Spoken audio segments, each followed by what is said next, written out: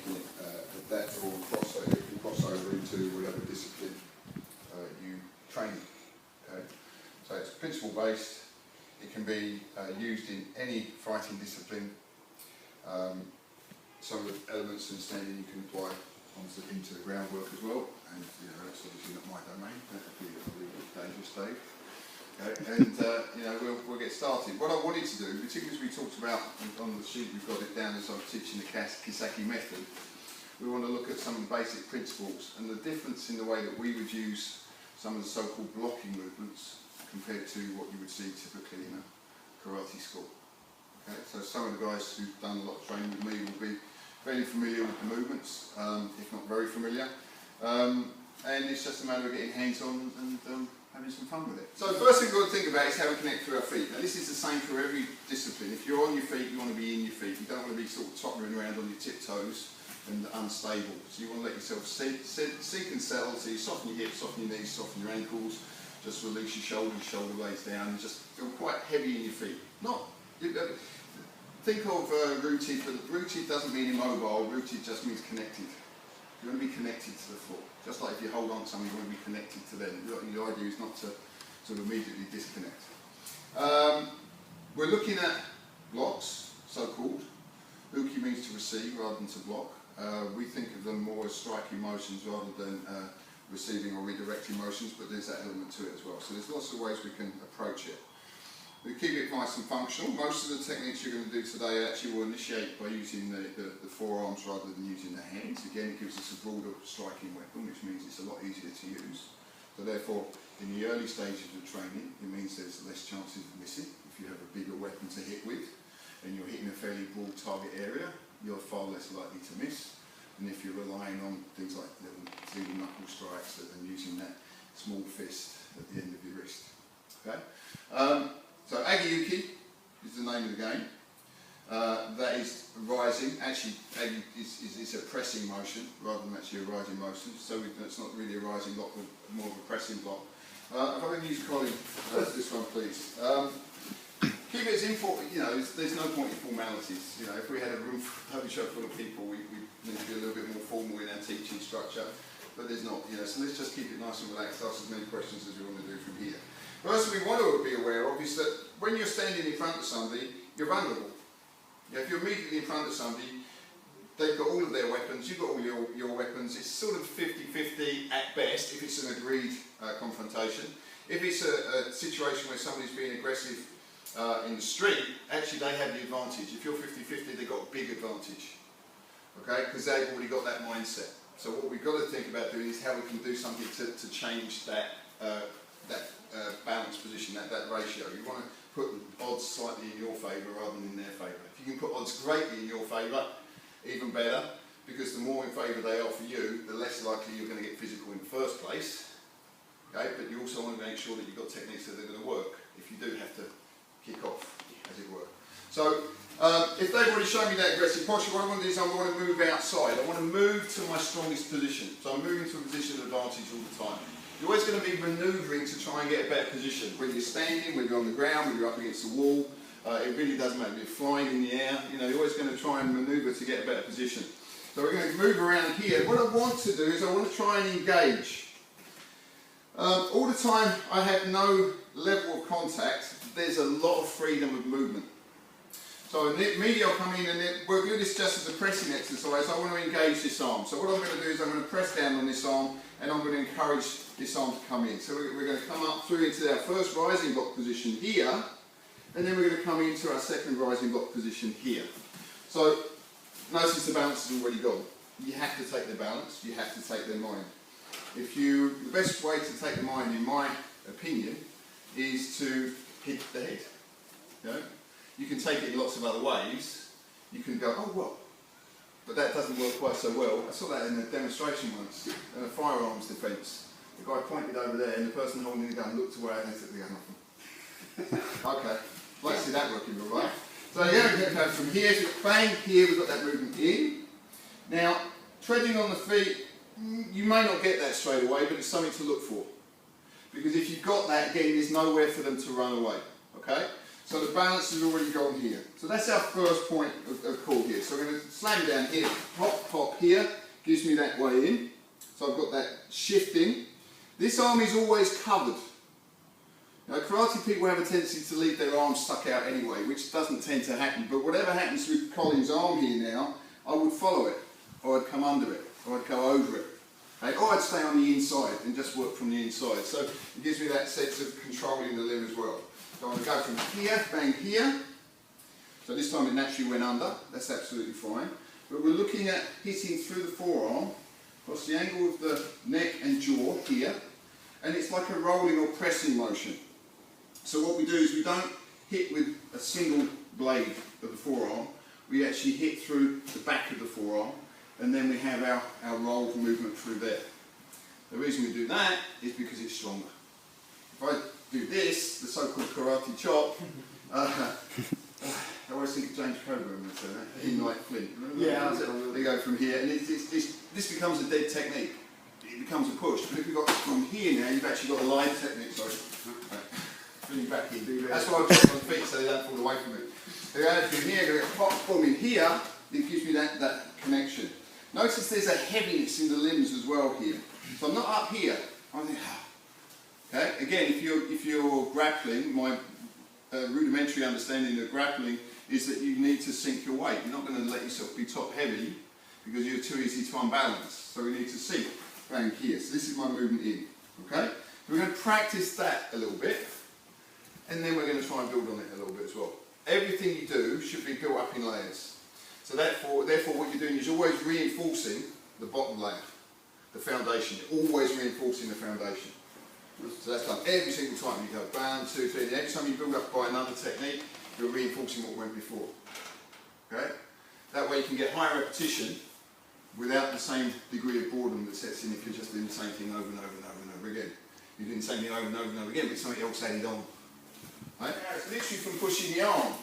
I need to be able to use my waist. Okay? Look what happens to my foot here. It turns. Okay? We've said this in a few sessions before. If you think of the pelvis as being like a ball of energy, and you want everything to expand out from there.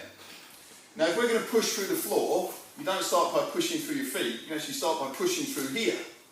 Likewise, if I want to get taller, I push through my feet to push up here. So it makes sense to say that our energy starts in our centre of gravity, hara, tandien, dandien, whatever you want to call it.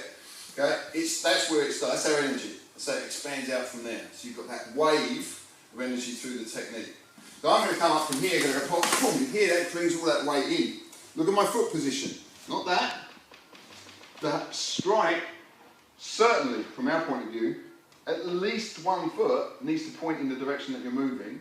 And generally, that is a rule of thumb, it is the striking limb foot that has to point in the direction of the strike. Because if it doesn't, you're breaking down the chain. It's collapsing, and it won't work so well under pressure. So you've got to be able to get that structure. You want to create your centre line, restate your centre line all the time. Okay? So you want to be using your centre line. You want to be able to match their centre line, but you want to be off of their line. They don't want to be out there. You don't want them to get into you. That's back to that 50-50 thing again, isn't it? Okay, so we're going to come in from here, we're going to get slam bang in here, then we've got that weight going back.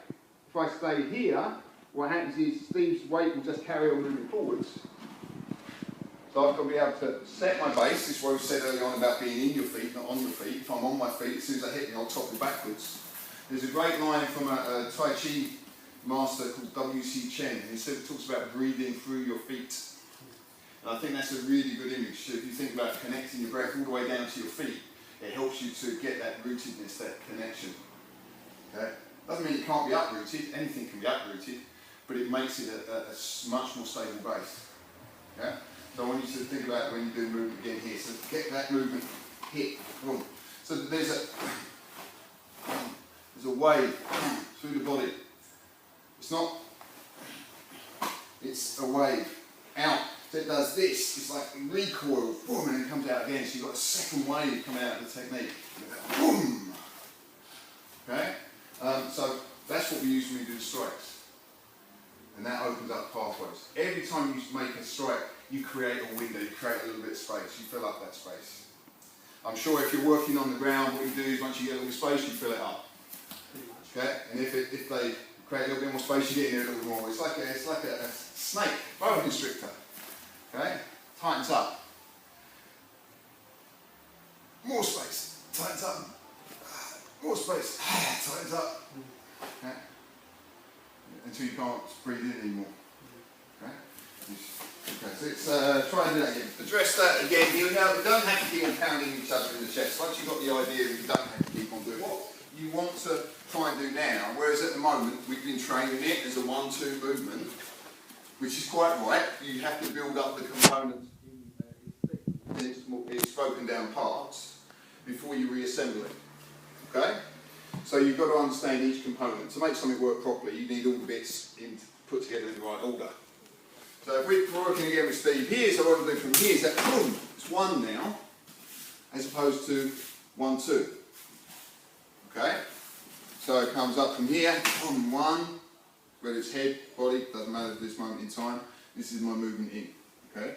What this does again, if you look where this feeds us here, once we're coming back into this, okay, we're going to start to play around with it a little bit. We're going to get used to doing it as a 1. And then we're going to give him a little bit of space. He's going to come off and hit with the other hand, and we're going to go 1 again. We give him a little bit of space, and we go 1 again. And each time, you're creating a little bit more space, you're moving in a little bit deeper, and you're getting used to this idea of unbalancing. One of the things that was lacking in karate practice for a very, very long time was the idea of there were formalised partner-based exercises, your Ippon Gumite and your Gohan Gumite movements, which were very stylised, very ritualised, and didn't really teach you anything about contact. What we've got here is something that gives you immediate feedback, okay, and it reinforces. The way you train is the way you fight. So if you're training to miss all the time, if you're training to look great all the time, then you'll look great all the time that they're kicking your ass. Okay? So it's got to be something that's functional, it's got to be something that's applicable, you've got to be able to feel it. Partner-based work allows you to get immediate feedback. I don't really need to say that to Jiu-Jitsu guys, do I? Because you already know that, because that's what you do all the time. But that's what karate, when I first started, was lacking in karate. It's coming back into it now, thankfully.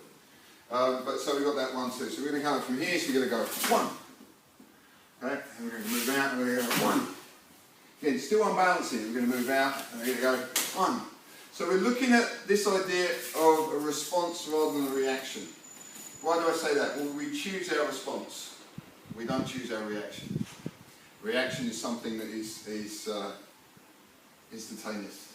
And oftentimes when we react to things after we think, so why the hell did I do that? That's bloody stupid. But if you respond, you've had a chance to think about it. You've got this practiced response as opposed to just blindly reacting to what's coming at you. Okay, so that's why the response has to be correct. Boom, here, in. Now, even when we get the transition here, what I've done from here is I'm dropping my hand down, hitting into the collarbone, or just pushing the head away to try and create a little bit of space here, okay, and allowing us to move out. So that when Steve Chambers to come in with that other hand bang, you've got that same idea here of sinking in. So this is heavy, heavy. There's no real tension in my arm as it comes in here. Okay, I don't want to be stiff with my movements. We get it from here, we've got hits in from here, you've got wraps around, you've got knees coming in, you can take the head, you can take the thigh.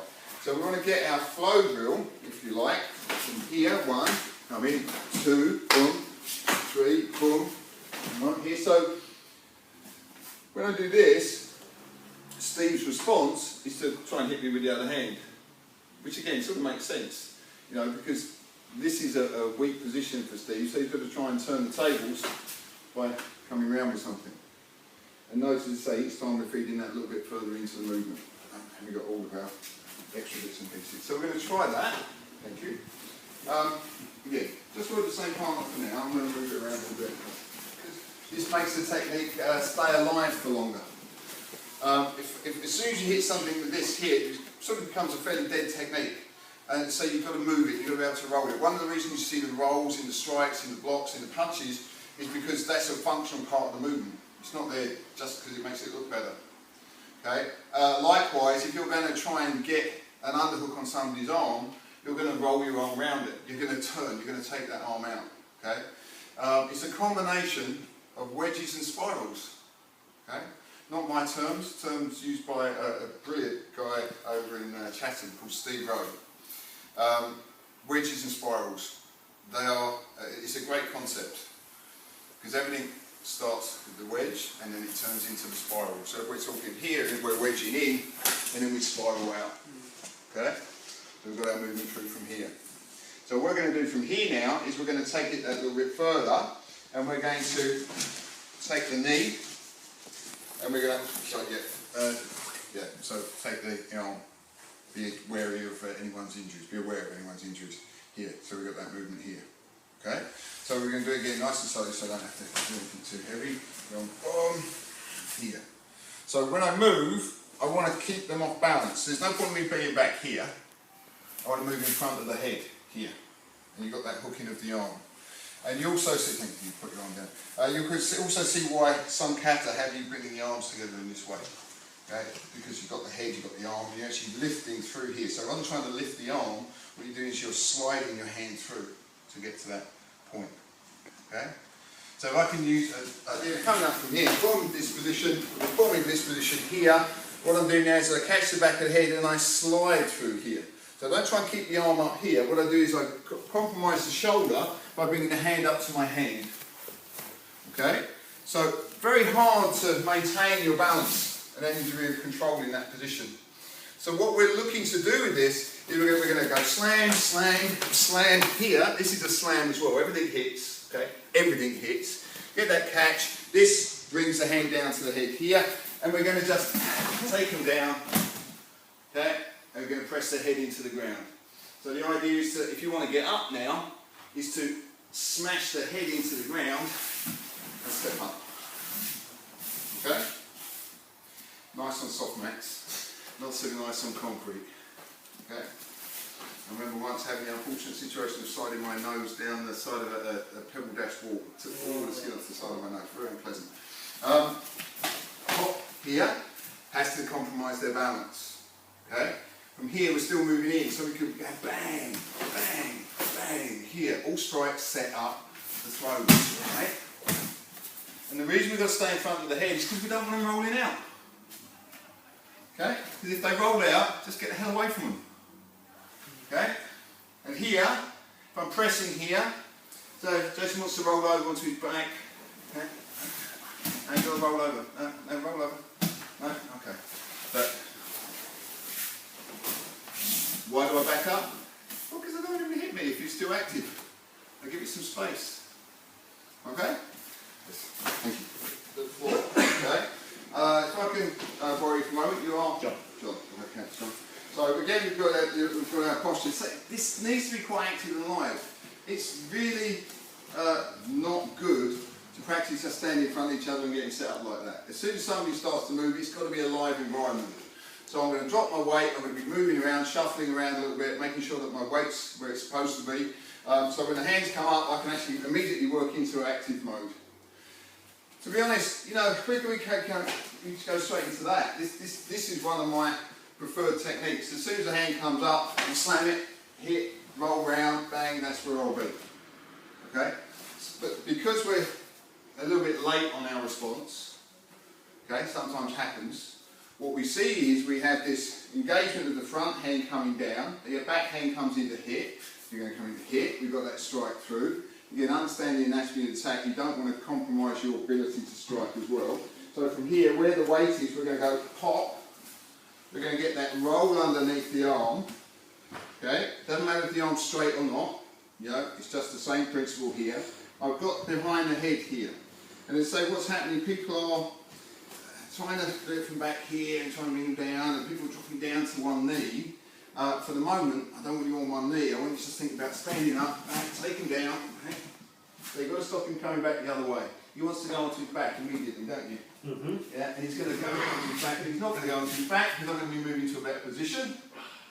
Okay, the only time I go on my knee now is to do that. Okay. Yeah. And then get up. Okay? Yeah? So, you've got to do what you can to control their movement. And if you know how to control the movement, as you will in your own skill base, then that's what you have to apply. Okay? If you give up that control, the person, you're back into almost like a 50-50 situation. People starting to become dangerous again. You give somebody space, you give them their mind back, they start to become dangerous again. Let people think, and they'll start to work their way out. And that in a match, that happens. In self-defense, that should never happen. Okay? Okay, good. So it's, we're just going to, you know, as you said, you're not going to walk around like this waiting for something to happen. Because the minute you do that, you've set yourself up for a problem. So it's one of the principles that I've always tried to adopt is you've got to survive first and then do something. It's just because I'm small and everyone beats me up. So we're going to do so. We'll do the whole technique and then we'll break it down and build it up again. So yeah. Okay.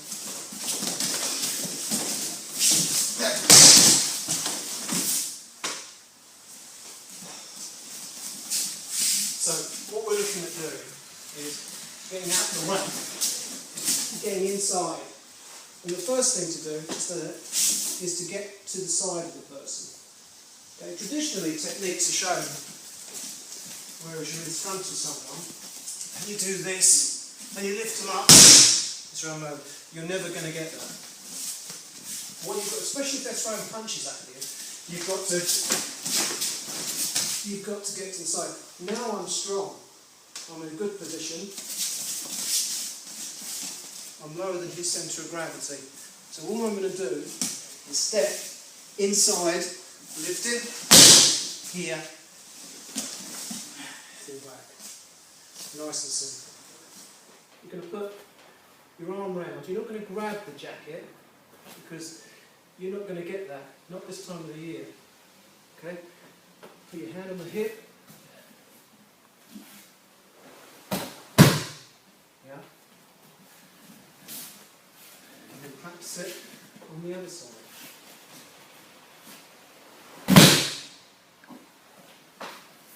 Again, as you were saying about being connected, really important to be connected to the floor when you're picking something up. Because you can go over with them, which is fine. But I don't want you to in this instance.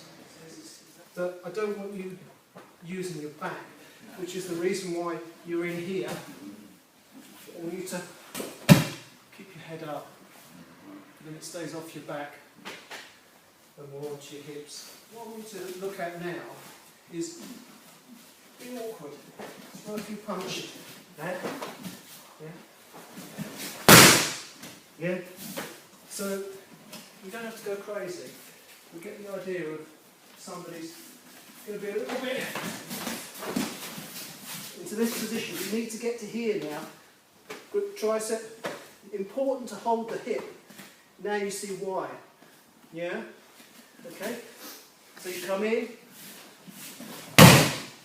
There. That's the next bit. Okay, so we're into this position. Okay, we do it left-handed. Oh, is it? Oh, I do apologise. So, this bit, again, really important to find this early. What I'm now going to do is keep that there, step over, I'm just going to put my hand up here, and just come back. I'm not going to put that on at all.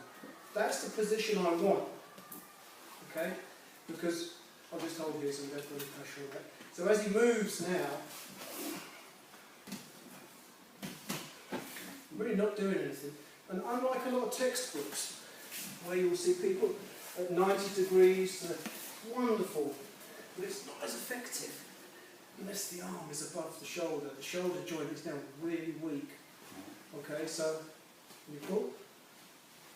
Go on, pull. What's the matter with you? You've not been going to the gym? No, well. Now if I go to here, pull, Come on, Paul. This is my dodgy arm again. I know, but it's, look, he can move his arm, I can't hold it. Okay, what we get? Okay, when we get to the last bit, okay, you come to this position here, we come round, you must sit on him. As stupid as that sounds, you've got to sit on him, because this is where the technique works or doesn't, okay, because the more gap you have between here and here, one, they might pull out, but two, when you get to this position, if I leave a gap here, look at the gap I've got now. He's got every opportunity to get back. Okay, so when I'm in here, and I've released, and I come under here, I've got to sit on his shoulder, because he might pull that arm in as well. So as I sit back now, you've got the mechanical advantage of your hips and your whole upper body against him gripping and using his hands. It's arm strength for him against my whole body. This is this whole concept of Kano's idea that you don't need the same strength as your opponent. Absolutely not. If you use all of your strength against his weak point, Sorry, this is the point when he was trying to resist it. yeah.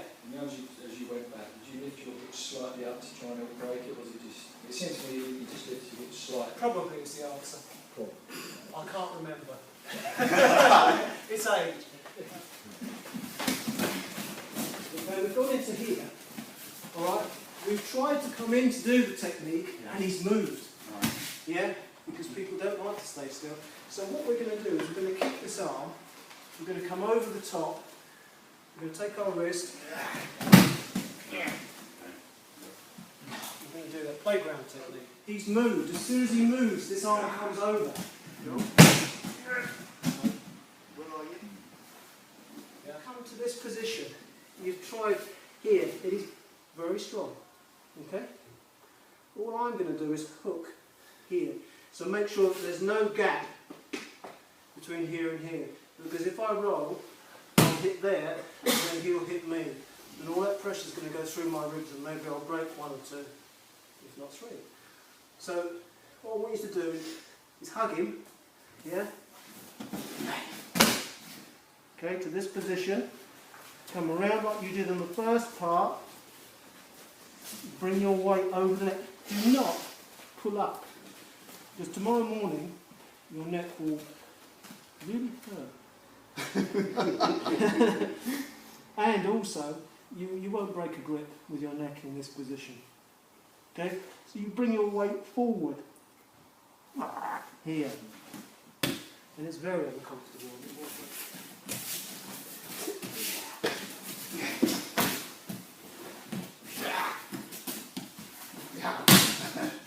Yeah? Now I'm scared. Okay, come in. Hasn't worked. Yep, now I'm in trouble. There. So it's here. Yeah? So we've still got this grip round here. Okay, but we're going to carry on our momentum. I'm just stopping so you can see where I am with regard to the arm and the hip. So I'm stopping here and carrying on to this position. Okay? Again, ideally you don't want to be tangled up with it. Okay?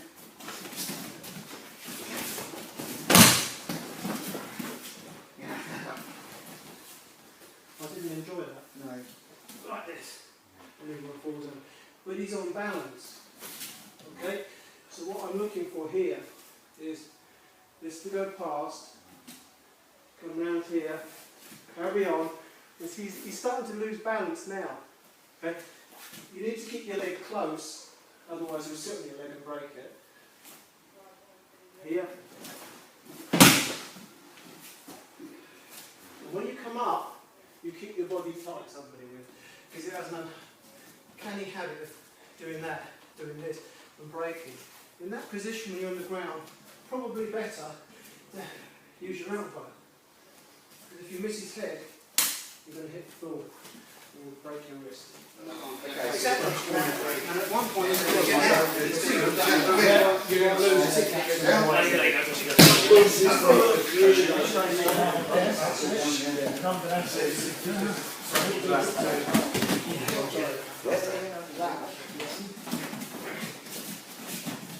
so we've come through to this position. Okay, so we've now tried, he stepped off, but we're going to hook the nearest leg. And you're in this position. Okay, what they'll do is that. Now you're in trouble. Okay, because he can turn back onto you. Yeah, and he's winding up. You must keep this contact here and here. What I'm going to do is drop this knee and take this leg. So what I'm going to do is that. And keep my head high. I've got a nice shot in here. I want to come over here.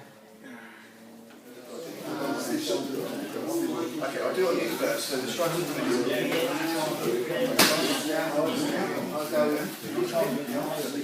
Going for this food.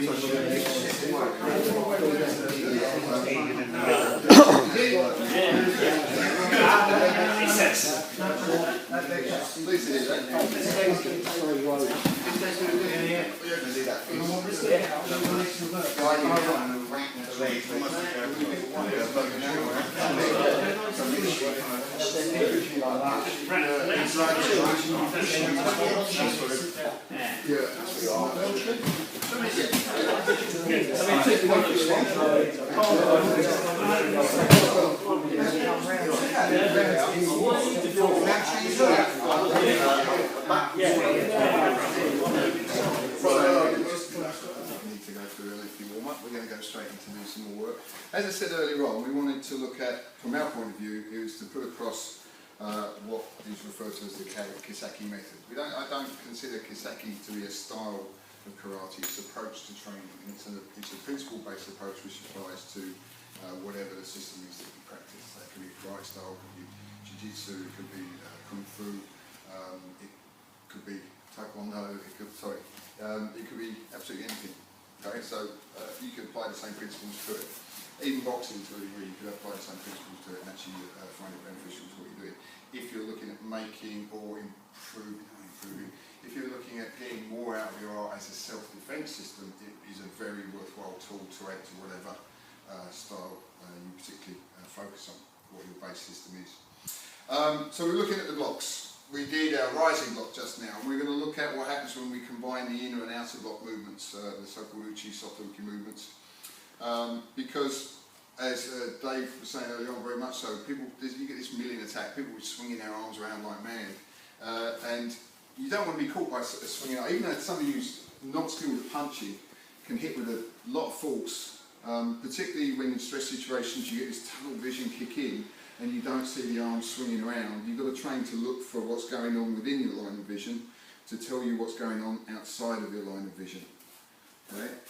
So again, that tactile element, which you were looking at very much so, the throws and things that Dave was working with us on, is that you have a certain amount of information from that contact. You can feel where their weight is, you can feel where their balance is, and we've got to be soft and receptive enough to be able to interpret that information and respond to that information.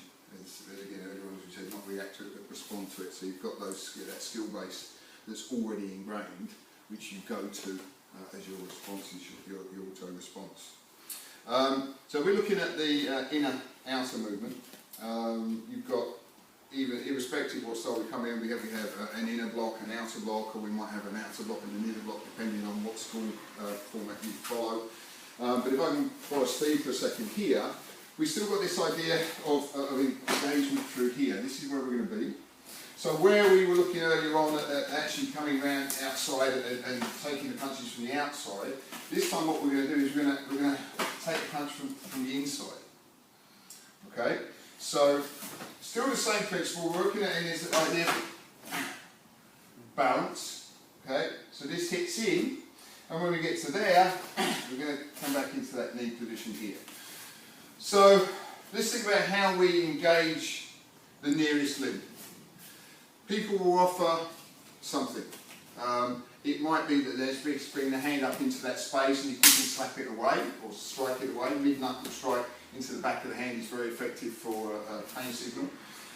It might be that they're actually throwing a punch out with the front hand. You want to move and draw it down. So again, you've got to think of this unbalancing. They're going to come around and they're going to continue to come through with the other hand. So you're going bang, bang, bang. You've got that same sort of pathway. So we don't really want to necessarily worry too much about how that gets there. It's there. So whether it's a push, whether it's a punch, whether it's an attempt to grab, or whether it's just bringing the hands up and wagging a finger at you, it gives you a chance to get some element of control. Okay, so your hand comes up from here, you go boom, boom, and boom, or as we just did, you go on, you go 1, 2, boom, boom here. This is the same thing, same pathway, different target. Okay, so the components are down, 1, 2, 1, 2. Knee comes in, back into our underhook. Back to what we did earlier on eventually, but we're going to get the striking element right first. It's a lot easier for me to take somebody's balance, because I'm not a skilled, I'm not highly skilled at throwing. I can throw people, but generally only after I've beaten them about the head a few times first, it makes life a lot easier for me. So I'm going to come in from this position and go boom. And this is just knuckles wrapping down into the jawline here. Gives that big spin to the head. Okay? And we're still working in that space. The head's going that way, which means all the weight starts to come through into this leg. As they start to fall back over it, that's when that knee's going to come in. Okay? So I want 1, 2, 3 here. So you notice that even if I get the head, I can still come out and take the arm. Okay? So we're going to try that. Take it slowly. Right, you can use this as a way in to your favourite techniques. This is an entry point. This is an entry technique, which is overlooked in a lot of styles, particularly with that competition base, because it's not addressing the potential problems of a street situation. Everyone's working to a rule base. You have a competition by mutual consent. Self-defence isn't about mutual consent situations. So the dynamics are different. Although some of the elements and techniques can be the same, the dynamics are going to be different. In a match, you know, if you don't knock them out, you don't want to try and outpoint them. In the street, you're not going to outpoint anyone. So it has to be decisive and it has to open up. You want to use these strikes to open up as many opportunities as you can. So we said that each time you hit somebody, it presents a window. It creates a time frame. Like a mini micro pause in their movement, an opening in their movement that allows you to go in and do something else. And we're seeing that for Steve for the moment. So I've got that hit, bang, bang, this is hitting. Each movement creates that micro opening and gives me that chance to come through. If you look at the frame is always using the centre line. Yeah, so I'll come in from here and I've gone hit, hit, hit, hit, hit. It's always using the centre line. And you hit to the centre or through the centre of the mass of the target. Yeah? So if you're blocking the arm, you've got to think about how you lock the arm. If you're attacking the leg, you've got to think about how you attack the leg. You're going to go past the body centre line, and you have to strike through the centre of the mass of the target. Okay? So if you're hitting the body, you're hitting the head, you're hitting the neck, the best way to strike is into the centre of the mass. If you're hitting the arms, hitting the legs, this is just a rule of thumb, it's not set in stone. You want to go right the way through. So you're touching the arm block, the leg block. Okay? Likewise, if you're doing a block, you don't take it to the point where you're doing the block, you take it apart. This is that where it comes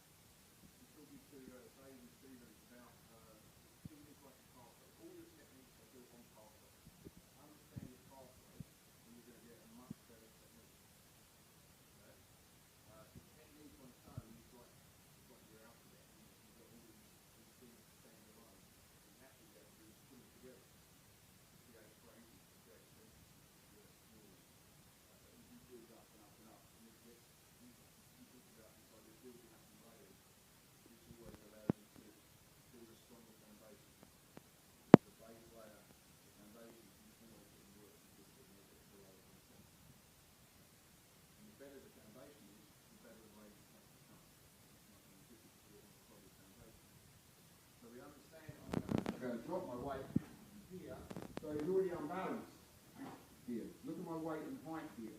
I don't want to strike from up here, I want to be in my feet. Okay?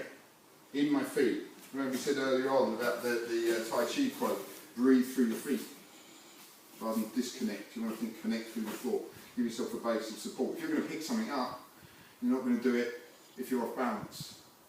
Okay? You have to find the right point. So we're going to come in from here, we're going to go boom, boom, boom, boom. Okay? Take the arm away. We're going to pass it through, and then we get to use one of my favourite knees. And if you think of knees, anytime you take a step, it can be a knee strike. Anytime you take a step, it can be a kick, it can be a stand. Okay? Just because you're taking a step and the movement you're practicing doesn't involve the knee, doesn't mean you can't use the knee. The motion of bringing the leg through means you can use the knee, the shin, the foot to strike with, the thigh to strike with, the hip to strike with, the shoulder to strike with. It's all about having your choice of weapons available to you. So we're going to come up, we're going to go 1, 2, 3 here, and then from there we're going to pass it over and then slam. Knee, if we want to.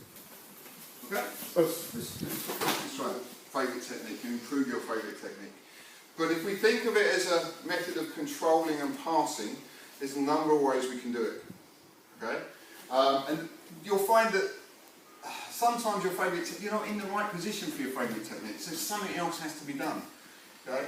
And if you practice all these different possibilities, that's why I say you're in a position where you actually aren't reacting. You are responding, and it's a positive thing. You've got to see this positive side of a response rather than reaction. I'm currently we're talking here, bang, bang, bang in here, so maybe I don't like that. So I can go in here, but take it that way.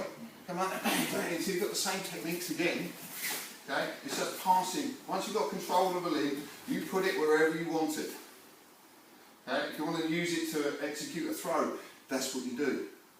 Okay? If you're going to use it just to clear and pull them off balance so you can come in with more strikes, that's what you do. Okay? It's not set in stone. The thing that assesses whether something is right or wrong is, does it work? If it works, thumbs up. If it doesn't, go back to the drawing board and figure out why not, and let's do it better next time. Okay? Thank you very much. Let's do it again. So it's good, but people are trying to lift the arm over now. You've got something who's big and heavy, that ain't going to happen. Okay? And you're struggling to try and lift their arm, and they're looking at you, and then they go pop, hit you with the other hand. You've got to think of it more outside of the movement. Okay? And I'll if I can borrow George. His big leg, so we've got that draw down, punches come in, we've got 1, 2 here, we've got this. And what people are now doing is trying to do this, lift the arm up and over. That's really not going to work, is it? Okay? And I'm pretty strong. Let me just go from that position. So we go from here. So what I'll do is I'll either sink my weight, okay, there, or I will sink my weight here. So I use this to move me around the outside. So I don't think so much of moving them as I think about moving me. Yeah? And it's the same, I would guess, as when we were on the floor about getting the hips and shoulders in the right position. You know, you've got to shift to the right angle to make something work. This is no different. Okay? So if we put George's arm out, nice strong arm, and I just resist it, you can put both hands together if you want. Yeah? And so it's nice and strong here, you know, I'm trying to move it. It's like, that's easy. Yeah? That's easy. That's easy. You know, it's not this, it's all out from the centre.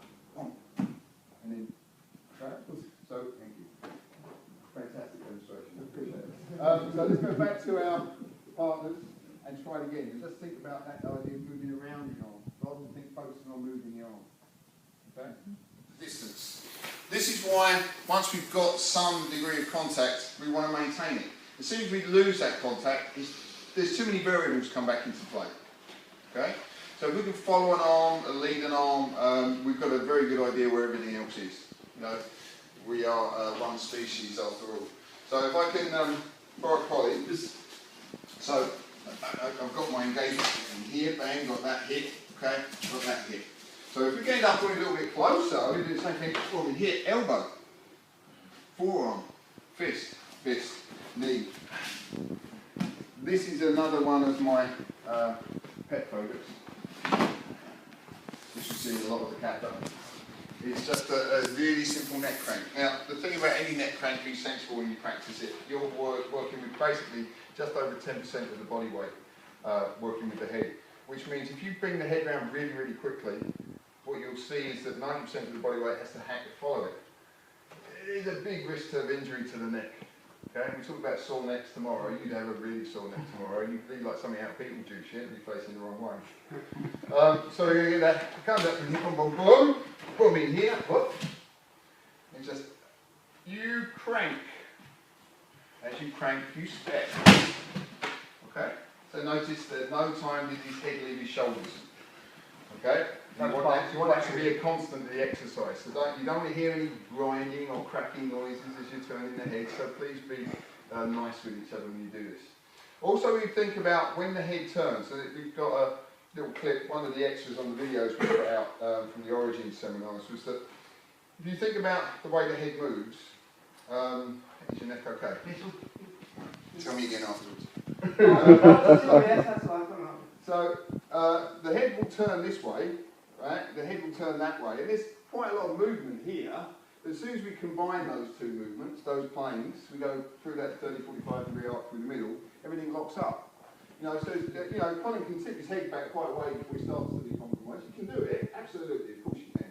Likewise, if I turn his head that way, stiff neck, shoulders going already. You need a chiropractor, I think. I'll go with all the time. Yeah, okay, I'll help. Yeah, thank you. So we're going to turn it here, but if we actually go through the two,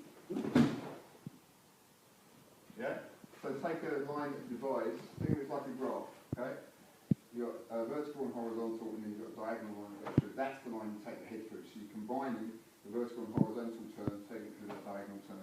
That's what's going to get you to turn the head, and the body will follow it as quickly as anything. Okay? But don't be too harsh, please. Thank you very much. That's what we're going to try and put into the